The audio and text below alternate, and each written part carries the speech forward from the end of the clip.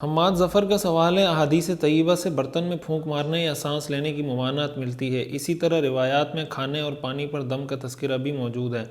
تو اس صورت میں دم کس طرح ہوگا؟ نیز رقیہ کی بھی وضاحت فرما دیں۔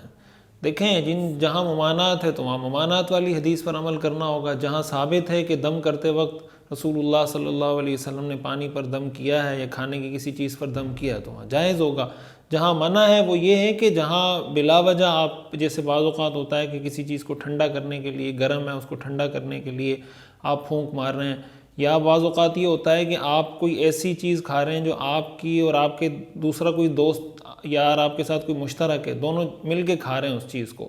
تو اب اس میں اگر آپ پھونک مارتے ہیں تو ظاہر ہے سامنے والے کو کراہت آتی ہے نا، اس میں اگر آپ کا لعاب چلا جاتا ہے، تھوک چلا جاتا ہے تو سامنے والے کو اچھا نہیں لگتا کہ وہ چیز کھائے یا پیے۔ تو اس میں بعض فقہاء نے، محدثین نے اس حدیث کی تشریح میں یہ بھی لکھا ہے کہ اگر کوئی چیز ایسی جو آپ اپنے ذاتی استعمال کے لیے، یعنی مثلا چائے ہے، پانی ہے، ایسی چیزیں جو آپ خود پوری استعمال کریں گے تو اس میں اگر آپ پھونک ماریں تو اس میں بعض محدثین نے لکھا ہے کہ کوئی حرج نہیں ہے۔ رسول اللہ صلی اللہ علیہ وسلم نے برتن میں سانس لینے سے بھی منع فرمایا ہے اور اس میں پھونک مارنے سے بھی منع فرمایا ہے، تو اس میں محدثین نے اس کی تشریح میں یہ بات بھی لکھی ہے کہ اس کا ایک اصولی مطلب یہ بھی بنتا ہے کہ دوسرے کو اس سے کراہت آتی ہے، دوسرا اس چیز کو ناپسند کرتا ہے، یعنی وہی برتن اگر آپ اس میں چائے پی لیتے ہیں اور اسی کپ کے اندر کوئی دوسرا آدمی چائے ڈال کے پی رہا ہے، ہو سکتا ہے بعض اوقات انسان کی طبیعت میں نفاست زیادہ ہوتی ہے، اس کو اس سے کراہت آئے، لیکن جہاں تک دم کرنے کی بات ہے تو دم کرنا چونکہ حدیث سے ثابت ہے، رسول اللہ صلی اللہ علیہ وسلم سے مختلف احادیث میں اس کا ثبوت ملتا ہے، لہٰذا وہ مکروہ بھی نہیں ہوگا اور جائز ہوگا، اس کے اندر کوئی حرج کی بات بھی نہیں ہے۔ محمد عرفان میرٹھ شہر یوپی انڈیا سے پوچھتے ہیں، اگر جماعت کے بیچ میں شریک ہوئے اور امام صاحب نے قرات شروع کر رکھی ہے تو ہمیں تکبیر کہہ کر نیت باندھنے کے بعد ثنا پڑھنی ضروری ہوگی، اور ثنا پڑھنا کیا ہے، اور اگر ثنا نہیں پڑھی تو کیا نماز ہو جائے گی یا نہیں، اور اگر ہماری رکعت چھوٹی ہوئی اور امام صاحب نے سلام پھیر دیا تو تب بھی ہمیں کھڑا ہو کر اپنی نماز پوری کرنے کے لیے ثنا پڑھنا ضروری ہوگی؟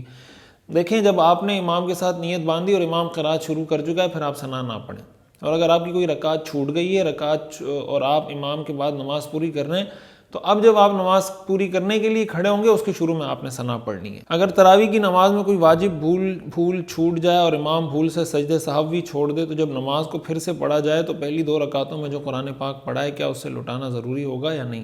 بالکل، قرآن پاک کو اگر آپ مکمل کرنا چاہتے ہیں، آپ یہ چاہتے ہیں کہ تراویح میں قرآن پاک مکمل ہو جائے تو پھر آپ کو یہ 2 رکعتوں میں آپ نے جو قرآن پڑھا ہے وہ پڑھنا پڑے گا، اس لیے کہ وہ 2 رکعتیں تو کنسیڈر نہیں ہو رہی، جب کنسیڈر نہیں ہو رہی اس کا مطلب آپ نے وہ حصہ قرآن کا تراویح میں نہیں پڑھا، تو اس لیے وہ بھی پڑھ لیں تو آپ کا قرآن کریم وہ مکمل ہو جائے گا۔ حضرت سوال یہ ہے کہ کئی بار پوچھا ہے، سوال میرا یہ ہے کہ خالد بن ولید رضی اللہ عنہ کی نماز جنازہ کتنی بار پڑھائی گئی، تفصیل سے بتائیں، قاری محمد فیاض صاحب۔ دیکھیں، اس طرح کے جو سوالات ہیں نا، یہ جنرل نالج کے سوالات ہیں، اس طرح کے سوالات کے لیے آپ مطالعہ کر لیا کریں۔ یہ جو ہمارا سیشن ہے یہ جنرل نالج کا نہیں ہے، یہ سوال جواب کا سیشن ہوتا ہے، یہ تو تاریخ سے متعلق سوال ہے، آپ کوئی بھی تاریخی کتاب اٹھائیں اس میں پڑھ لیں۔ تو کچھ لوگ ہمارے ایسے ہیں جو کتاب پڑھنے پر آتے ہیں تو فقہ کے مسائل بھی خود بخود بتانا شروع کر دیتے ہیں، اور کچھ کتابوں سے اتنا دور ہوتے ہیں کہ وہ تاریخ سے یا جنرل نالج سے متعلق جو چیز ہے وہ بھی ان کو خود وہ نہیں پڑھ رہے ہوتے۔ کتاب سے اپنا رشتہ جوڑیں، ان چیزوں کو کتاب میں پڑھیں، اسٹڈی کریں۔ میرے علم میں ایسی کوئی بات نہیں ہے، تاریخ جو میں نے پڑھی ہے کہ حضرت خالد بن ولید رضی اللہ تعالیٰ عنہ کی نماز جنازہ کئی بار پڑھائی گئی۔ مفتی صاحب، سوال جواب کا سیشن ہفتے میں 2-3 دفعہ کیا کریں۔